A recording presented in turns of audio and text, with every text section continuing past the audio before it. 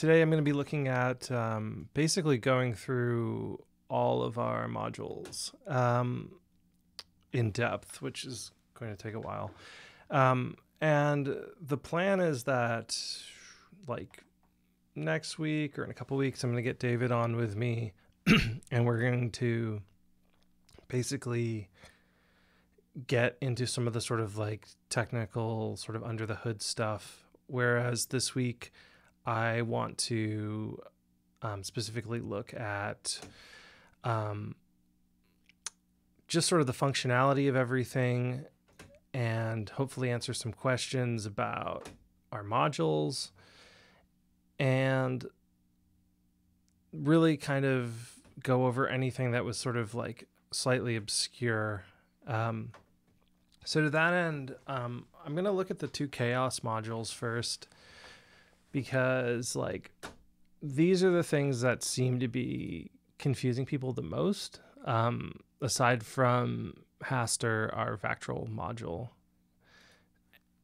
So yeah, these were developed basically the way that this happened was like David and I were looking at like, oh, should we get into doing VCV stuff? Like we have a bunch of code that David had been working on, which was essentially adapting some of David Dunn's circuits. David Dunn's is an electronic music composer who's done a lot of work with chaos and all sorts of kind of environmental experimental pieces. And he built his own chaotic synth, and David Kant had been working on basically studying it through the process of recreating some of these circuits digitally, and had been doing a lot of sort of machine learning stuff to analyze the kind of chaos it was generating. So yeah,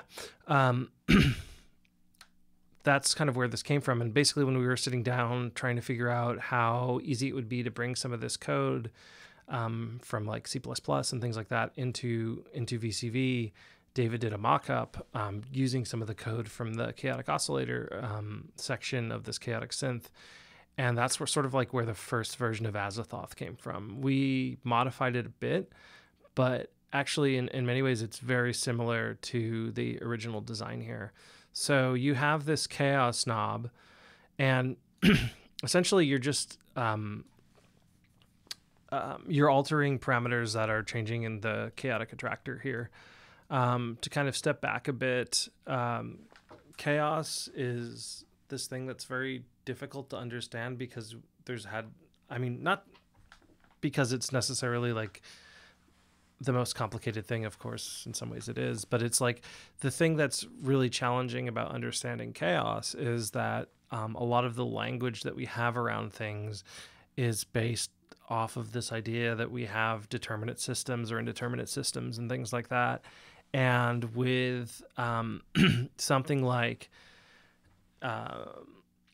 something like chaos, it's a determinate system, meaning that like if you have all the information and are able to recreate all the information at the sort of starting position, it's knowable what the result is to a certain extent, but at the same time, like it's really kind of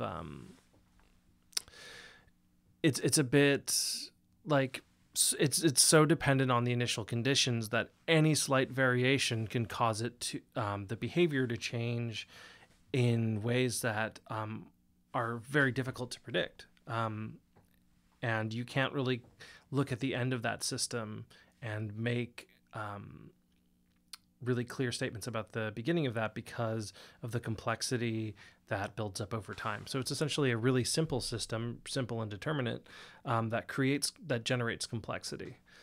And the results are going to be potentially more deterministic and more simple, or more complex and closer to something that seems like noise or randomness, depending on how what state of the system it's in. So that's essentially what you have here with this chaos knob, is like you find that some of the outputs, and I'll just hook up this to here so we can see that. you can hear it too. And in fact, I'm just realizing this is not the best way to handle this. So just hook that up to the scope. So you can see it's, the frequency is varying a bit. Let's see if we can zoom in on the time here. Yeah. So it's a bit hard to sort of, and you can kind of hear that. The sort of center frequency.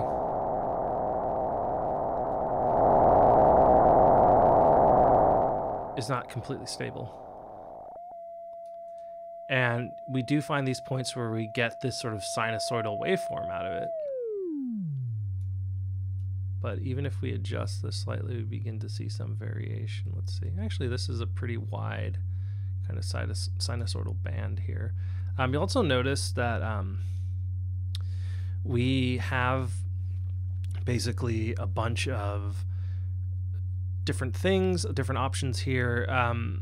And the CPU load is really like, the way to think of it, from my sort of from my sort of vantage point, not having written the code, but the way it was just, we like sort of talked about this, and as far as operating options, is that like, and this is just something that ends up being true anytime you're working with feedback systems on a computer, is like the amount of bit depth that you're using, and can very seriously affect the output of a feedback system, because you're essentially taking this the output of the system and feeding it back into itself. So any small changes can become amplified over time, and so any small discrepancies or quantization errors and things like that can just sort of blow up over time. So we offer options for CPU load, which is, if I change this, it's definitely going to change the output waveform. Let's see here, very slightly in this case because we're totally sinusoidal. But let's, yeah, this is like a more complex behavior, and let's switch to, yeah. So you're going to have different changes in the system depending on what resolution you're rendering it at. And I mean, I think there are other things going on too, like certain things are going to be more abstracted the lower the CPU load is. And as far as the solvers, I'm not even going to really begin to describe it because at some point I understood it. Right now I don't. But essentially, yeah, I mean, my understanding is that the Euler, which I think is just an application of Euler's formula, is the simplest, lowest CPU load solver. So, and as you can hear, there's some changes in the behavior. But, you know, with chaotic systems, like trying to sort of make really determinist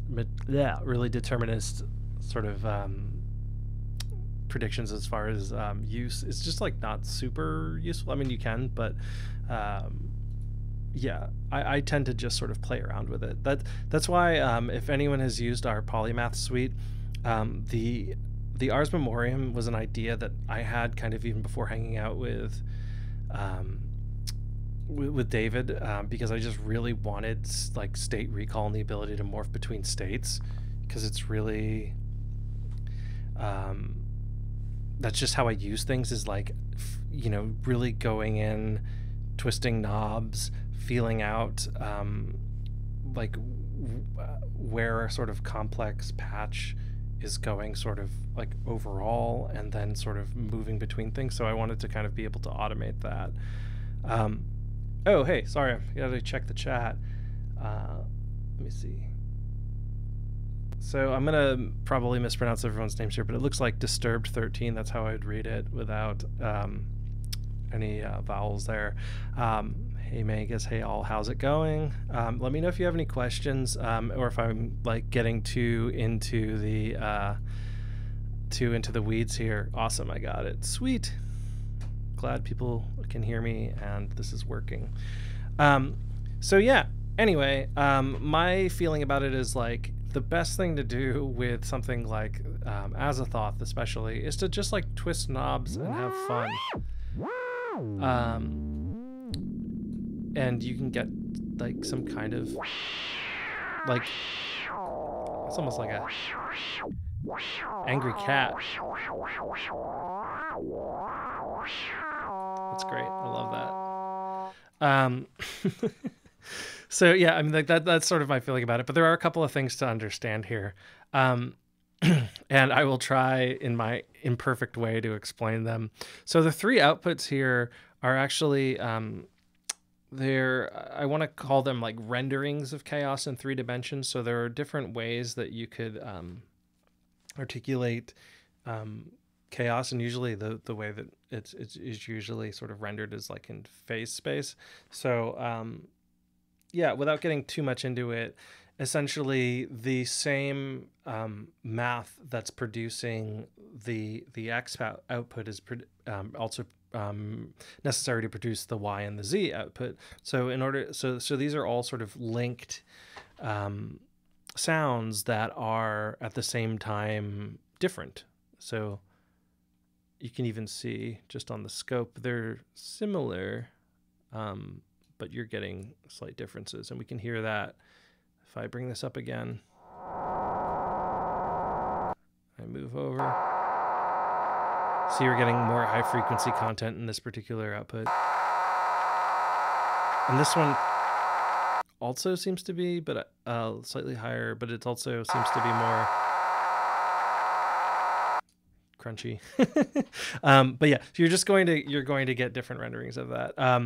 And I asked David about whether, like, you know, we would be able to add more dimensions over time. And it seems like there is a point where like you kind of reach diminishing returns as far as like audio rate sounds are concerned. But one of my ideas was to think about LFOs in like a polysynth context, because if you can imagine like on like, you know, perfect examples like the Prophet 6 or the OB6, like from Dave Smith / Sequential, you know, they have one LFO, and it's like limiting to some extent, but it's also like kind of useful to have everything kind of focused around this like one LFO, because your sound kind of becomes unified in that way.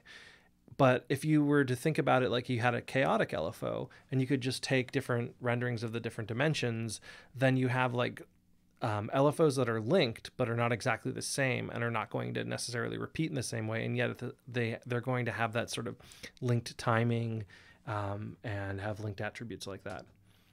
One final thing on this, the reset initial conditions thing there, that's...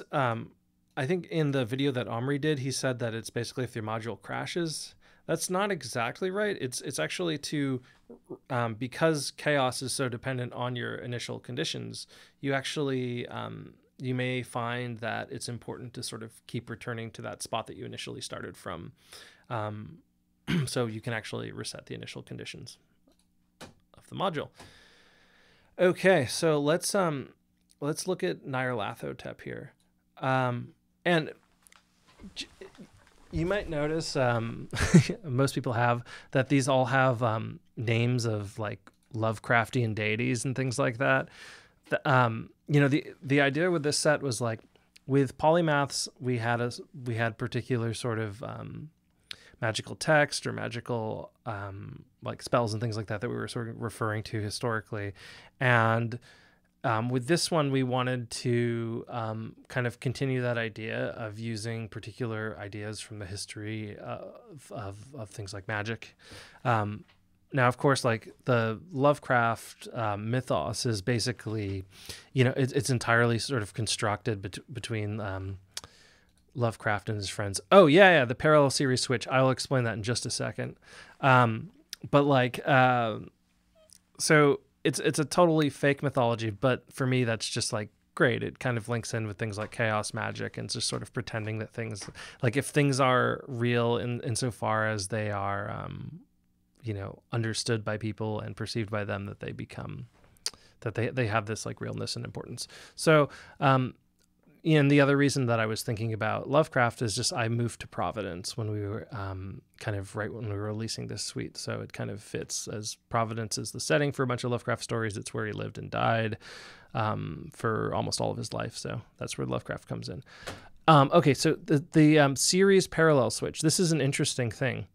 So if I have the output hooked up here... and we've got this sound going on, and I turn it to parallel, from series to parallel, it stops, which seems weird, right? And here, let me just pull up my tooltips here. So yeah, okay, perfect. Which seems weird, but the reason that we're doing this is to allow you to chain these together. And also you could use, I'm just gonna I always like to use the built-in VCV modules as an example because that's what everyone starts with, so I can assume that everyone has it.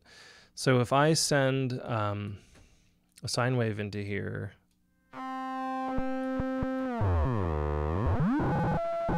we can use that to essentially as a kind of sync parameter.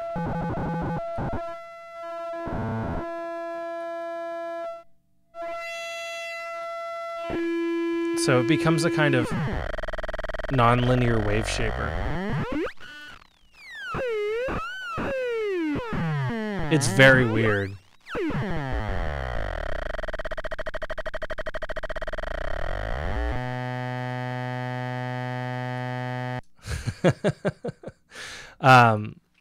So actually,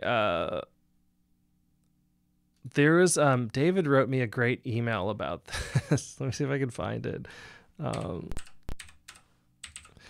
This is it's funny that I started with the chaos ones because they're kind of the ones that I I didn't necessarily these were designs that existed before David and I started working together. I mean, I modified them and stuff like that. But yeah, let's see if I could find it. Doesn't matter. I can pull up the manual and double check. I just want to make sure I'm stating everything correctly. Yeah, it's an interesting application because it's essentially the way that our modules work is that they're modeling physical systems. They're modeling, in this case, like I say physical. I mean they're modeling analog electronic systems. So by changing these parameters, you're essentially like flipping resistors in the signal path here. So let me pull this up just to make sure that I am correct about this. Okay, yeah, so the parallel series switch to the right of the chaotic attractor selection knob. This switches the CV modulation on the chaotic attractor between a series and parallel resistor connection. So in series, it's the normal operating mode. The resistors simply add up and it is equivalent to the usual behavior of the CV input. The parallel mode operates similarly to a minimum function and will shut off the output unless you increase the chaos knob or input a signal. Sonically speaking, this is sound a bit like a wave folder or a dial-up modem, and I think we've heard that. So hopefully that clarifies everything about that. It's just like the rest of the module, a very like oddly non-linear, interesting sounding thing. And you can hook up multiple Azathoth modules to make crazier sounds. So moving on to Nyarlathotep. Also, I hope people caught this. In like Lovecraft's mythology, Nyarlathotep is like a kind of avatar for Azathoth, and it's referred to as the crawling chaos. So for me, like crawling chaos, I just imagine this slow moving, terrifying chaos. And that's kind of what what Nyarlathotep is to me. Yeah, oops, did I screw up? Let me see if I screwed up my stream. No, I'm good. Okay, cool. Yeah, as you can see on the scope, I'll change the time a little bit so you can see it rendered a little bit better. Yeah, here we go. So it's essentially like a slow motion version of Azathoth. I mean, that's really kind of what it came from, was like me talking to David and being like, this is it, Azathoth is a really useful, still good. Okay, good. Very nice. Azathoth is for me is like a really useful modulation oscillator. I do use it as noise and for things like drums, but I I thought it would be interesting to have something that could work with melodic music a little bit, to add a little, add a bit of chaos, add a bit of like organic things to organic sounds to, a variety of parameters. I use it in panning quite a bit. And I use it for example, if I use multiple oscillators in a patch, I will send the X and Y inputs very slightly to FM those sounds, so that you get something kind of like the slop parameter on the Dave Smith instruments, something where you're introducing, but it's a little bit more, to my mind, close to how an old analog synth works, where you have actually this very complex system that's responding to things like the heat generated by the other modules, because they're not entirely like temperature compensated. And so it's not necessarily random. Everything that's affecting the detuning of the oscillators and things like that, these are all linked systems. So like using just random voltages to do it doesn't quite capture that. But having something kind of chaotic to do that, where they're linked and at the same time like unpredictable, is quite useful. So that's generally my use for that. But you'll notice X, Y, and Z outputs are rendering slightly different waveforms, and you can see that much more clearly here. And we're kind of close to the initial attractor, so usually as we get towards the center, it's going to get more periodic, and you can see that kind of on the screen right now. Both of them are based on classic strained attractors. Yeah, that's exactly right. Sorry, I gotta like get my chat window up here. I really should have multiple monitors, but I I don't. This is like Studio A, so it's kind of I just use this for mixing primarily. Yeah. So as you can see, like you have more simple waveforms, and we should be able to find things that are even more like sinusoidal waveforms as we go through. Let's see if usually around here. Yeah. Oops. So this is like almost like a clipped triangle wave. And I think, yeah, so this is like slightly unstable kind of sine wave here. And this one I think should just be, yeah, relatively stable sine wave with some other things happening. So that is kind of all that's there. The other thing I wanted to add about these is that fine tuning, the fine knob is not for fine tuning. This was totally dumb on my part. I should have just changed this. But it's the only way I could think of to describe this. Like, it's essentially you're fine tuning the chaotic attractor, because in order to get the range of the attractors that we wanted, the knob is, well, let's just say, like, because of the way that chaos works, it's actually fairly sensitive to moving between states. So like you can be right on the like some of those sort of threshold sounds where it's not in, and let me just show you what that looks like on the scope again. Like some of these threshold states where it's not quite one thing, but it's, it's moving kind of between something that seems very periodic and something that's not. Those are sometimes the most interesting. So I wanted to allow people to access that via a kind of fine-tuning adjustment, or that was essentially the idea behind it. You can also CV the shape with an attenuator here. So that's another way. Like if you wanted to just lower the amount by quite a bit and then have some kind of offset generator, like I'm trying to remember the exact VCV module. What the heck's that called? 8-vert. Something like that, where 8-vert produces an offset voltage. So you could do that to also fine tune. But we included that on there just because it's a little bit easier. Okay, so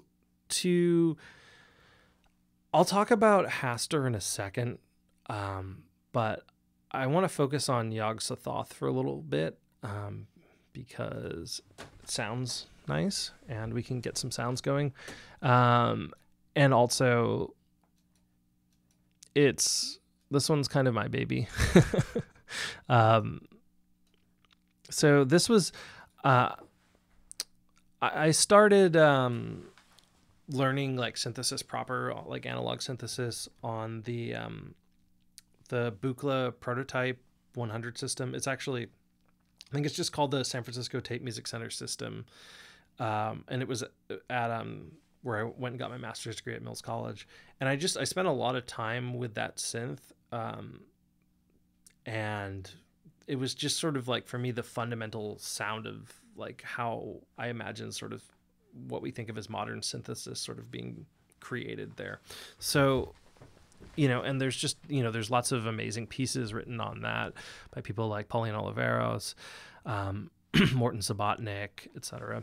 So it's just, for me it's a synth that's like really dear to my heart. So, when we were going through designing this set, I really wanted this to be a part of it, especially because, the chaos modules are so crazy that, I think it's like, it was kind of important for me to have something a little bit, more traditional, as a synthesizer there.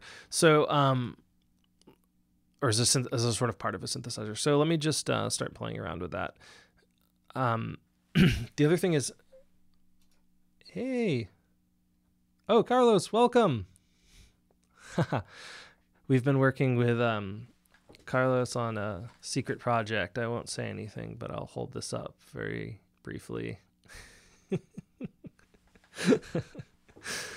Awesome.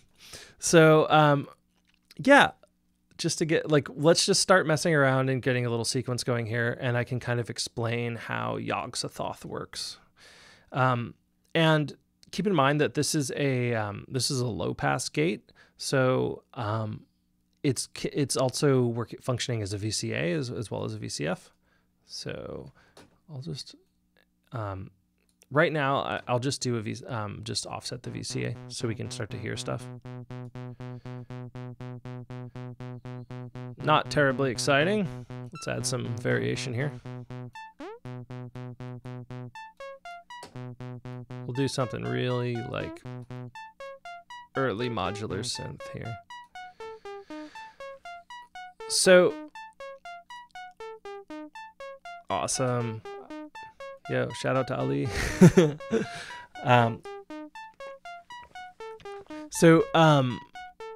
The basic structure here is that like we have, oh, I'm going to get distracted. I have like terrible ADHD. This is like why streaming is really rough for me. So we started by modeling the Vactral, and this is actually based off of initially a design from David Dunn's system, because he used Vactrals as like these very weird wave shapers. And so we had some code for that, and it was kind of the way that Haster is now, but it was very broad and was supposed to sort of encompass a bunch of different Vactral types. So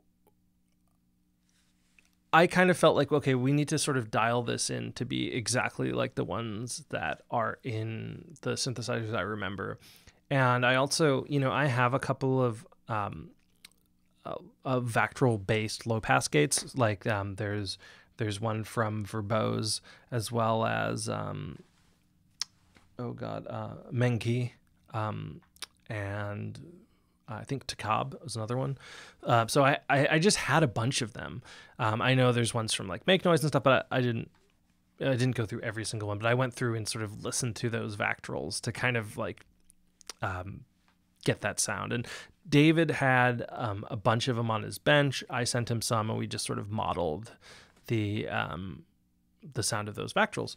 And I also went through and using my system basically sent impulses through all of those. So we were able to kind of literally go in component by component and reconstruct these.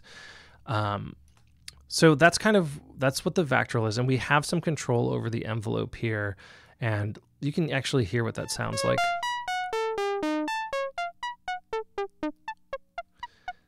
So as you turn to the right, you're getting a slightly different, I mean, you're losing a lot of the decay time. And the reason I was thinking about doing this was like, in a lot of these systems, the Vactrals would have slightly different behavior depending on what was being sent in. So,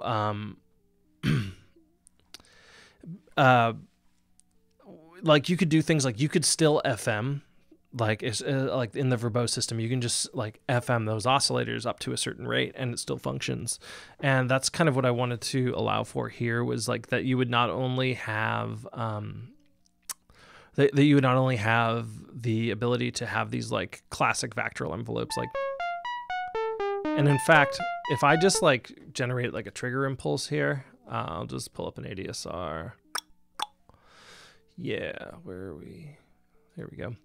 So if I just, use the ADSR to generate a really short trigger impulse, you get like what to me is like the classic Vactral sound. Oops.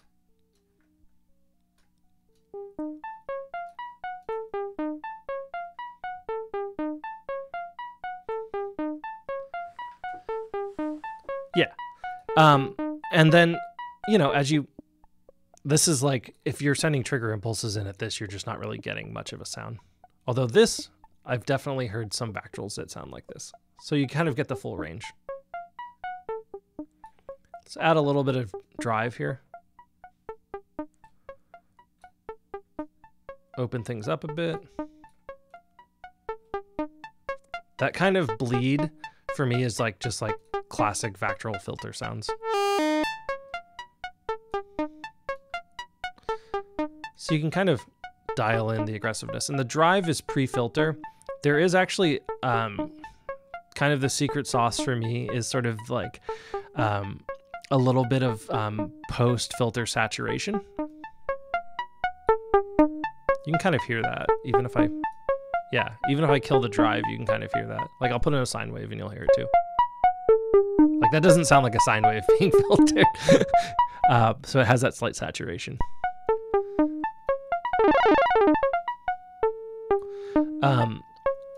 Resonance here is really funky. Like that doesn't, to me, there's just nothing linear about that, and I just love that. Oh my God. Oh man. So yeah. And basically, like, the idea was, like, I really didn't, I felt bad for David because I kept sending him back to sort of rework this code until I could get, like, very specific things that I would hear on these early systems. Yeah, it's quite womp womp. So that there, for example, you get, if I kill this, you get, like, very specific harmonics that I would hear. And let's see if I can just open the filter a bunch. Yeah, you just get these weird harmonics. And then if I add the drive in, you should be able to, yeah, just totally distorts the low end. It's great. Oh, it's nasty. So yeah, that's kind of one of my favorite features there. The exponential input does not have Vactral in there. So you can do crazy FM to the filter. Whoops, let's send an output here, kill the resonance a bit. And let's use like Azathoth, because it's like the most messed up sounding of these, to get like classic filter FM sounds. Yeah, it's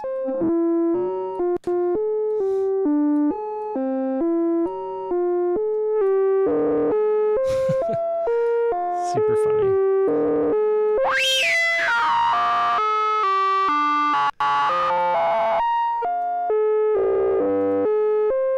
So yeah. It's very unmusical. But as you can see, it can go from being very kind of polite and like beautiful little plucks to being this kind of really nasty sounding filter. So the other thing about this that's kind of cool that you wouldn't get in analog is that you can CV both the resonance and the drive.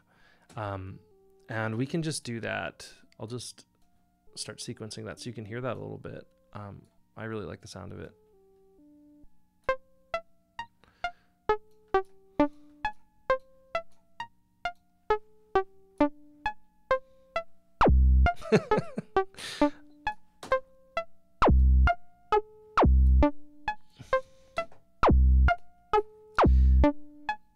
And then if you like have something modulating where the filter's at, you get these.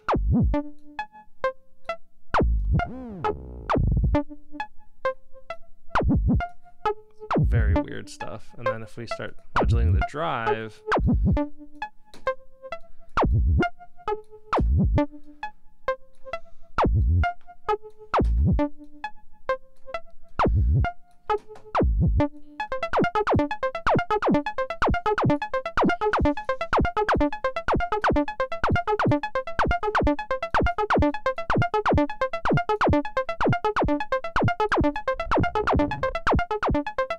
yeah, you know.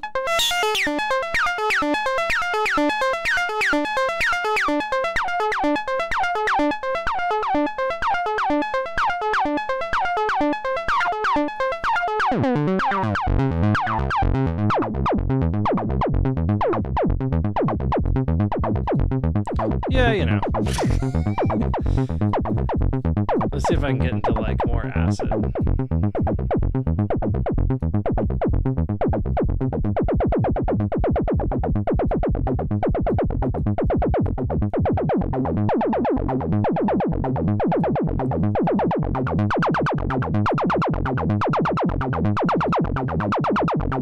I mean, I think you could also, you know, just start modulating these with chaos to get more interesting stuff. Anyway, that is Yogg-Sothoth. It's cool. You can... The other thing I love doing with this is sending stuff into a delay, because if you use this in the delay feedback path, you really start to get the sound of, like, for me, it's like the Alessandro Cortini, like, you know, like, I mean, the things that he was doing with the Strega, but like for me, it all dates back to that album Sono and what's it, Risveglio. I'm probably mispronouncing everything, but like those kind of sounds where you really like the delay system becomes this like this kind of like world that you fall into. I just totally adore that sound. I can program that up in a little bit, but I think I've probably spent too much time obsessing over this thing. So okay, Shoggoth. Also, you may notice that Harrison pronounces some of these differently than me. I could have like quote unquote corrected him, but given the fact that Lovecraft basically said that these are supposed to be unpronounceable, and that, like, for example, the most common pronunciation of like Cthulhu, right, the squid-faced guy, is wrong. Like saying Cthulhu is, he explicitly, like, someone came up to him and was like, oh, I was really interested in the Call of Cthulhu, and he's like, nope, not how you say it. It's like, and his instructions for pronouncing it are like super weird. There's supposed to be sounds that don't fit in a human mouth. So Shoggoth, I'm cool with all of it. But the Shoggoth is, it's our sort of take on the classic, like, Serge slope generator. So it's sort of like the universal slope generator. It's sort of like the smooth step generator. If you looked at Make Noise Function or Math, it kind of has attributes of all of those things. Those are obviously not only sort of like some of the kind of classic Eurorack ones, the ones that I sort of spent, you know, my first module was Math. So I didn't even have an audio rate oscillator, and I would just sit there and listen to it and program it to do weird things. And that was sort of like, that was like how I got to understand Eurorack, I guess. So definitely a big influence here, especially also the sort of early Buchla stuff that I learned on and some of the Serge stuff that I got to learn on. So let's just, like, the biggest thing about this is, depending on whether or not is cycling, it's going to be doing totally different things. So as when it's in cycle mode, it's an oscillator. And it goes up to audio rate, which is pretty neat. Let's get the output here. So we're sort of seeing right here, it's a, we're kind of generating a triangle waveform. We can make it sawtooth. And let's just like, make this render a little faster. So, right, we can make it like a sawtooth waveform. We can make, has an interesting curve to it. Let me see if I can, sorry. Scaling this is a little bit challenging. It can make a triangle waveform, and my favorite thing is like we can shape it to make these sort of like, this is essentially like, oh gosh, like a half wave rectified kind of sine wave around here.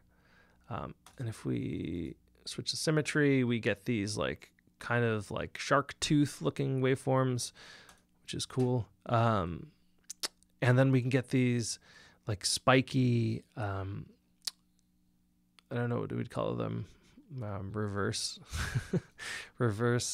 sines, something like that, reverse half wave rectified sines.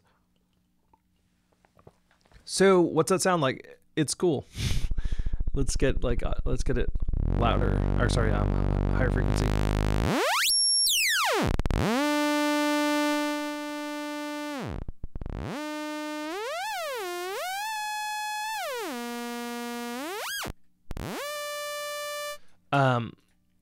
And we're talking like, this is designed really primarily to be a kind of low frequency system, but it does go way high, like that high. Like, okay, like there's probably dogs barking in some people's, in the background of people's videos as they listen to this. So it can go the full range. It's, you can really only get a few octaves of volt per octave out of it. And that's primarily because the design is meant to function on those low frequencies.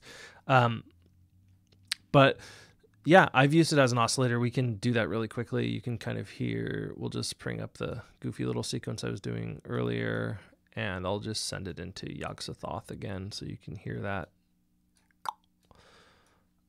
And so if I bring that up. So it's pretty close. Like you can make pitched music with it.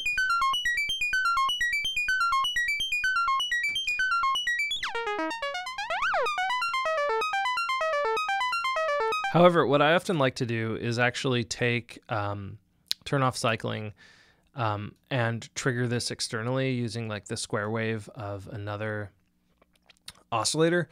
This gets you into like, for me, like the mannequin's mangrove territory. Like, you hear what I mean?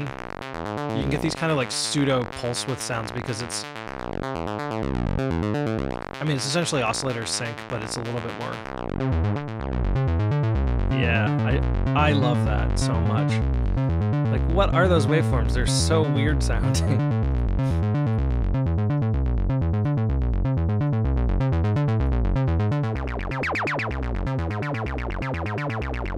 Yeah, all right.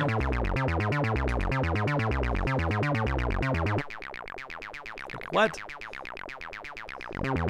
It's almost like glottal vocal stuff, like, yeah, very weird. So yeah, works at audio rate. My primary use for things like this, yeah, I thought it was cool too, thank you, is basically like as a really morphable, controllable LFO and slew limiter. So let's look at using it to slew limit. Let's use it to slew limit the sound of an oscillator, or the pitch of an oscillator rather. So let's go back to, let's use the sawtooth output. That seems to work okay. And yeah, wow, well, it's like a bass sound. So, like, let's begin to... I'll slow this down so we can hear it a bit more. If we slew this, we can either slew the rise or fall independently. So what this means is that in this case, when the pitch rises, it'll happen instantaneously. And when it falls, it's going to take a certain amount of time to do that. So let's just give that a listen.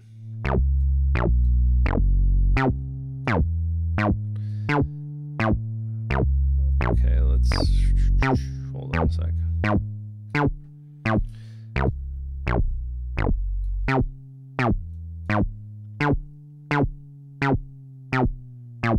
You can hear it, the pitch is not immediately jumping to these. And let's emphasize this even more by getting to higher pitches.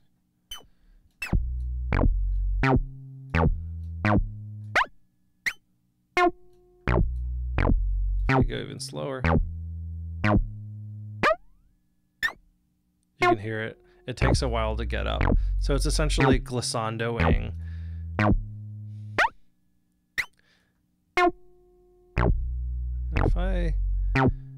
Let's just give a bit of sustain here so we can hear that. The Vactrol is still shaping this, by the way.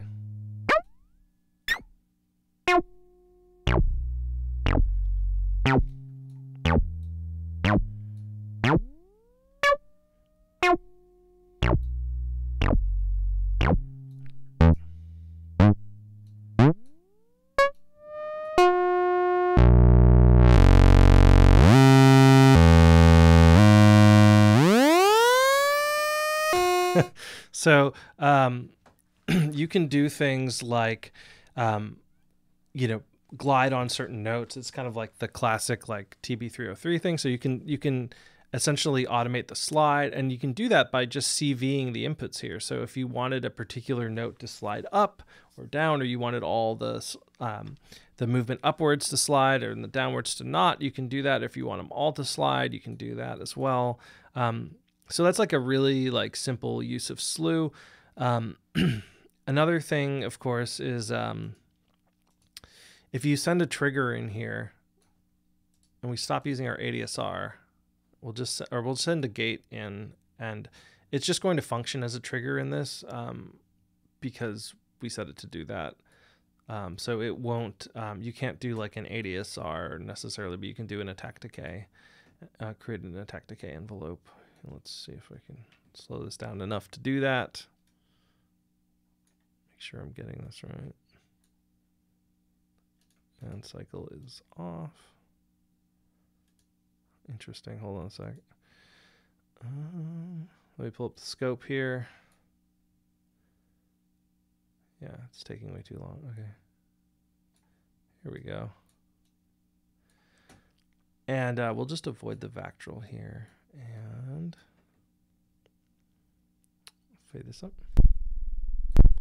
Okay. Oh yeah, we'll give it some kind of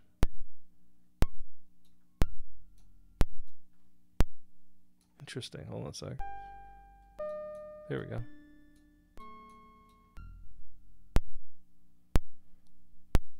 Let's cut the curve to linear to exponential.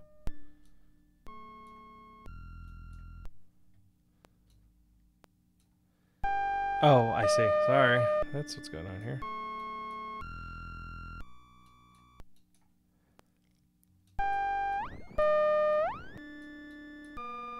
Let's go a little faster here.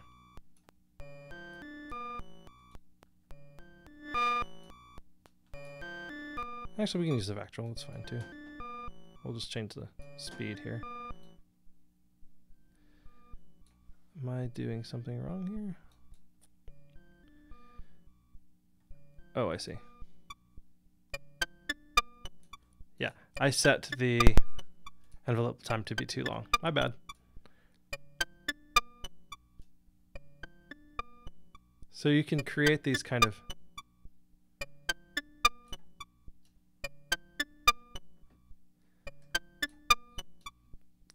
complex envelope shapes with this. And if you change the symmetry here, you can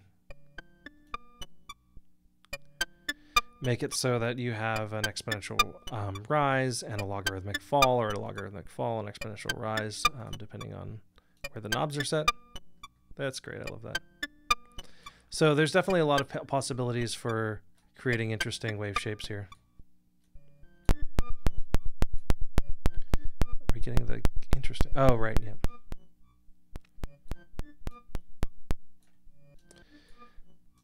So yeah, that is a bunch of the stuff you can do with slew, but it goes further. There's like, let's just take, for example, the audio rate examples, because slew limiting is kind of funny in that it's averaging the input over time, and what that basically means is that you've created a filter.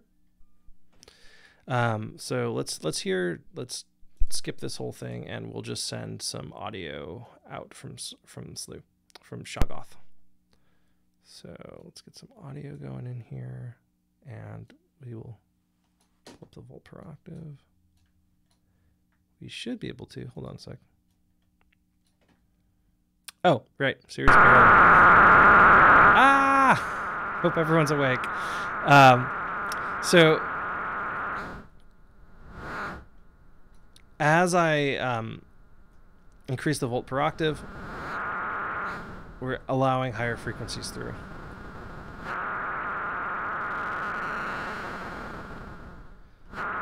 And you can control this externally. Again, we can use, let's see, we'll just use Nyarlathotep. So now we have a voltage controlled filter.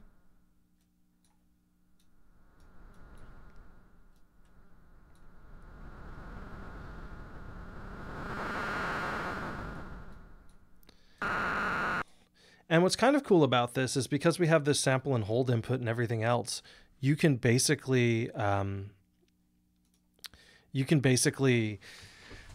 create a complex oscillator. You can create an entire synthesizer voice out of just Shoggoth. If you go onto our Instagram, I have a post where it's literally just a sequence. The music, everything is being generated by Shoggoth.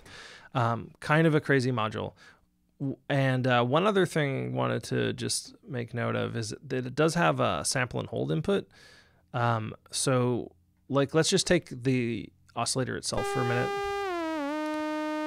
and let's send a square wave into the sample and hold.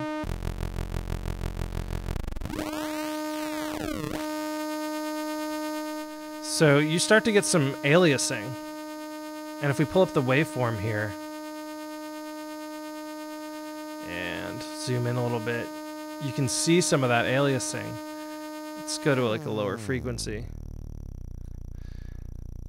So if you've ever had someone like very poorly explain how synthesis works, you've often heard like people talk about staircases and things like that. And like, or like how digital audio always has staircases. That's not necessarily true. There's no real staircases in digital audio unless you have a really bad digital to analog converter.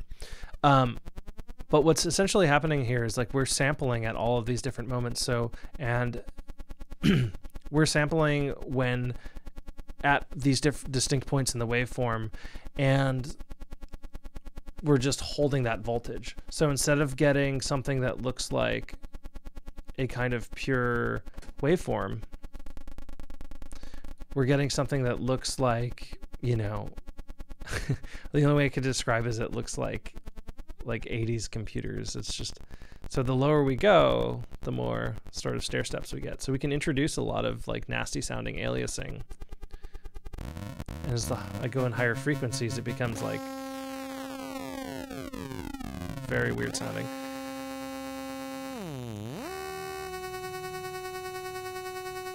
So the Shoggoth can also be a kind of lo-fi effects processor. And to just give you an example of that, let's just take our cheese ball sequence.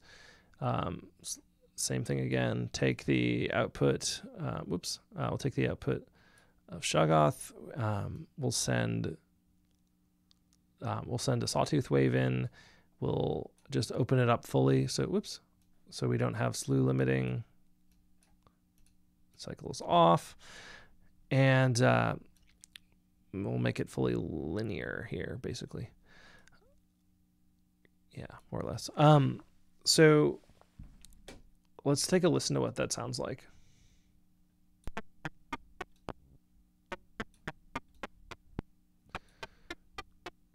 So let's open this up a bit.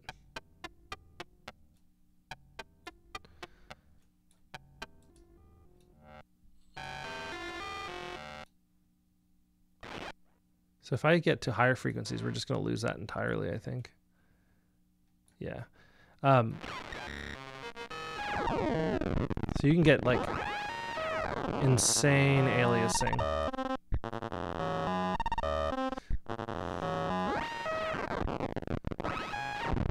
And you can, I mean, you can go from like things that could maybe pass as, you know, your waveform at a lower frequency to like in Sonic Mirage really quickly.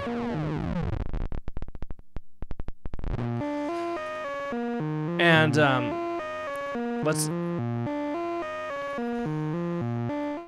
let's pull up the attenuate or whatever the heck it's called module 8vert. And let's see if we can offset the frequency of the oscillator so that we can, yeah, so if we offset the frequency of the oscillator, we can get a little bit more closer to normal, I think. Oh no, I guess not. Interesting. So we would need a super high frequency oscillator to get anything close to normal from this. Now, generally, like, those sounds are kind of like, that's kind of gross. But if you crossfade that just a little bit in a delay line, you can get these really kind of nice, I forget what they're called in things like the Strymon timeline, but it's essentially, it's a frequency reduced delay and, or a sort of bit rate, sample rate reduced delay. So you get these really nice sort of aliasing artifacts that you can kind of, if you put it in front of Yogg-Sothoth, you can kind of dial those back a bit too.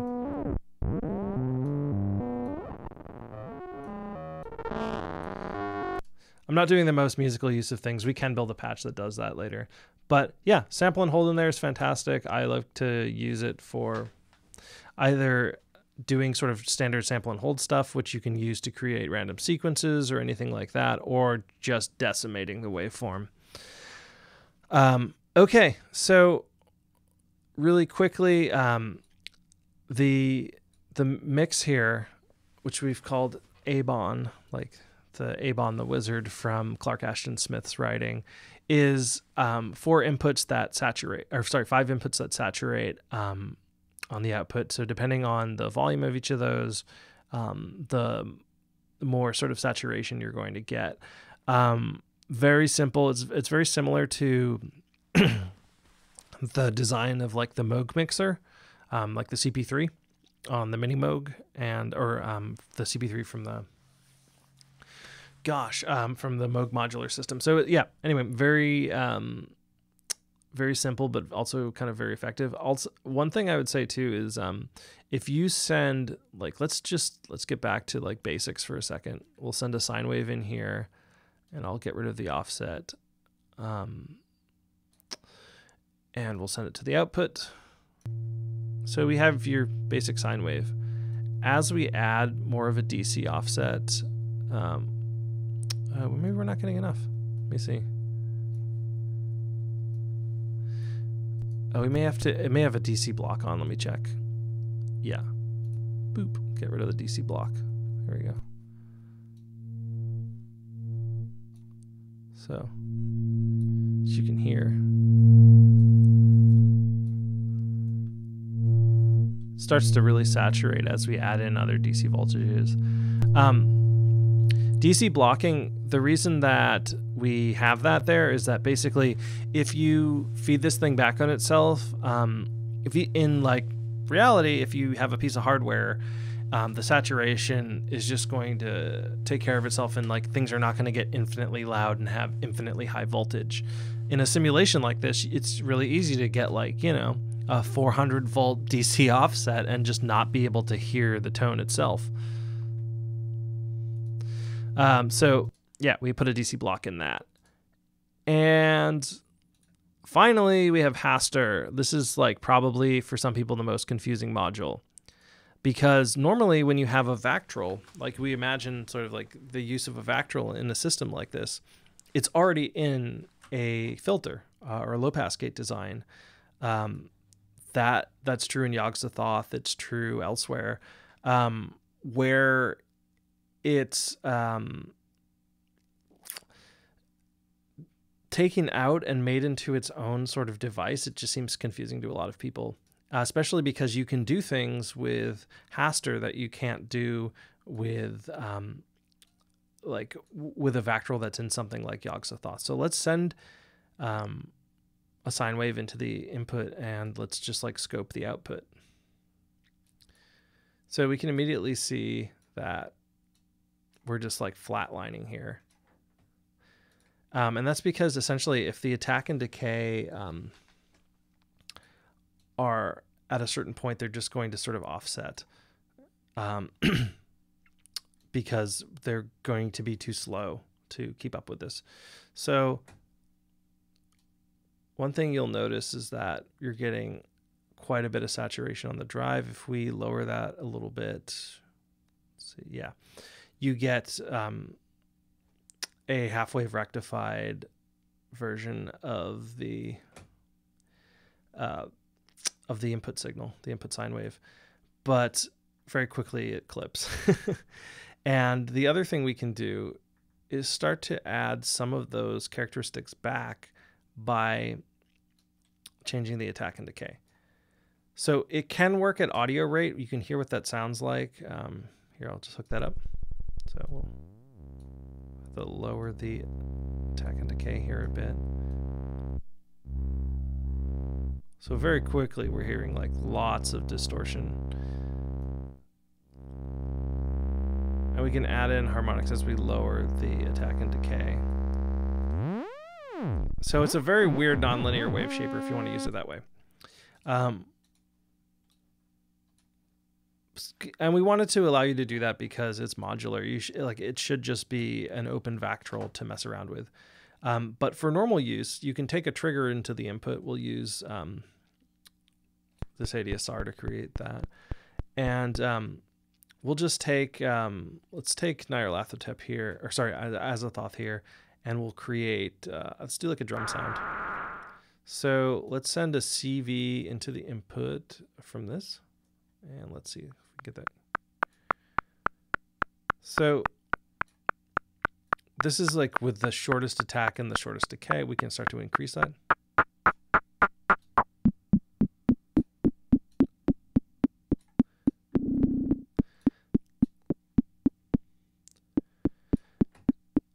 And at that point, we begin to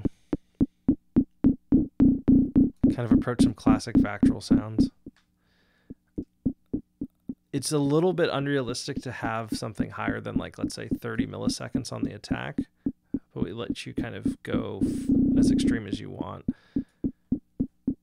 So let's see. So this is just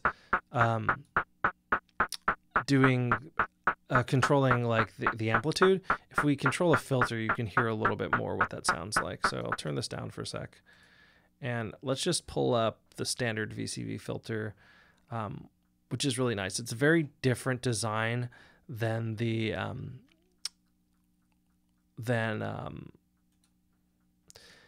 Yog-Sothoth, because it's very much designed around. This is like I believe a 4-pole filter, so it's very Moog-like to my ears. Let's take a listen, and let's add some CV here. Frequency CV. Interesting. Hold on a sec.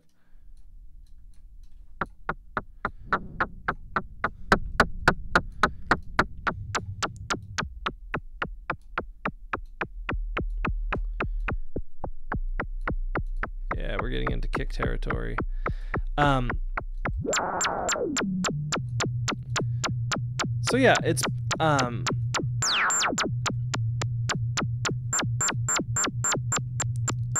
basically such weird sounds. Yeah, it's basically a kind of DIY roll your own Vactral module. So you can make any kind of filter a Vactral filter with that. Let's take the output here into the attack as well. Sorry, into the amplitude envelope as well. Let's get the resonance down a bit. And let's decrease the decay time.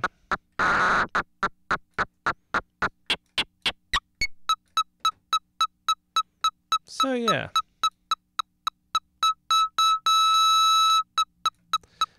The other question that a lot of people have is, what does like hysteresis do? And essentially, if you apply the hysteresis depth, over time, the level is going to slowly rise back to like the peak level here. So if I increase the depth fully, and we can play around with the time here, but essentially that's what it's doing. It's sort of pushing back to its original state, even as it's like it overcomes the decay at past a certain point. Very interesting kind of behavior, and Vactrals will have that to a certain extent, but you can really just push it totally unrealistically here. You can invert it, which is kind of cool. It's a totally different sound. Very weird. So it's on most of the time. And then you're getting this little bit of it being off, which is kind of neat. That's not traditionally how you'd use a Vactral. But you can do things like you can do things like build compressors out of that. You can do very weird things, and we can get into that another time. Hey, yeah. Oh, very cool. Yeah. Thanks, Disturb13. Yeah, I'm almost done as well. So yeah, Vactral's super neat. Haster is kind of roll your own, use Vactrals for anything module. I'm pretty stoked on it. It's a little weird, hysteresis and depth, maybe a little bit confusing. Inverting a Vactral may seem very weird, but these all have their uses. It's really, I think, to enable the user to apply it to as many sort of applications as possible and to make it as modular as possible. So in fact, I think that's the entirety of the Madness suite right there. I think probably next time I'll bring in David. Otherwise, I'd like to do another sort of stream where I hang out and we actually build musical stuff, because this is really just showing you the technical functionality there. So thanks everyone for showing up. I think that's basically all I've got for you today. I appreciate everyone coming and checking this out. I'm thinking of doing this just kind of weekly. It's kind of fun to just sort of hang out and talk about our stuff. Yeah, very happy to answer any questions. Just email me, Ryan at Magus Instrumentalis. I'll be around, and I'll upload this video to YouTube so folks have the opportunity to kind of go through everything. And if I've brought up anything that seems incorrect, or if there's things that need to be explored in more depth, just feel free to reach out. All right. Have a good weekend.